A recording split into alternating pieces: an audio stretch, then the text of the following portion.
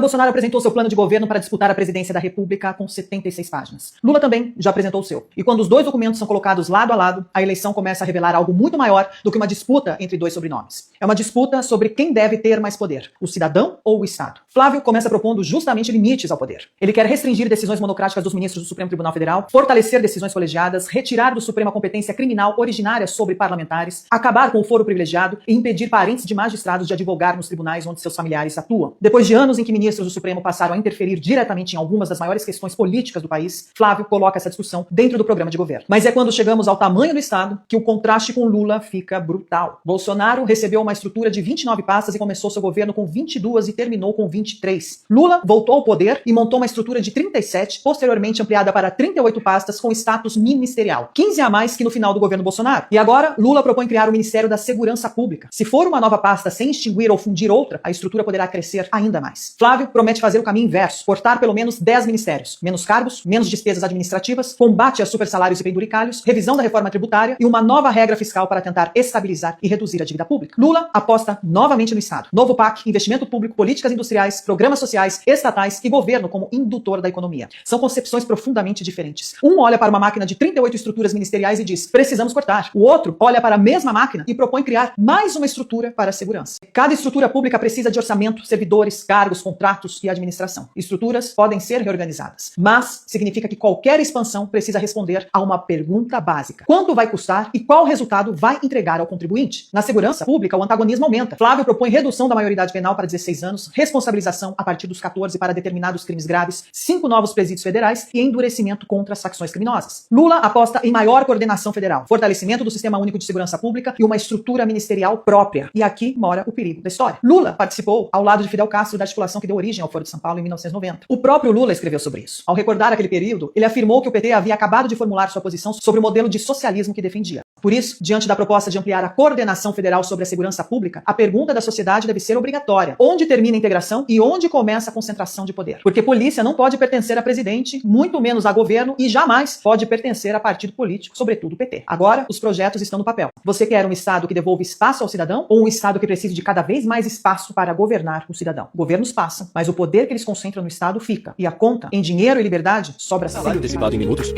Antecipe seu salário com a Fácil. Rápido, fácil e sem burocracia. Baixe o app e antecipe hoje.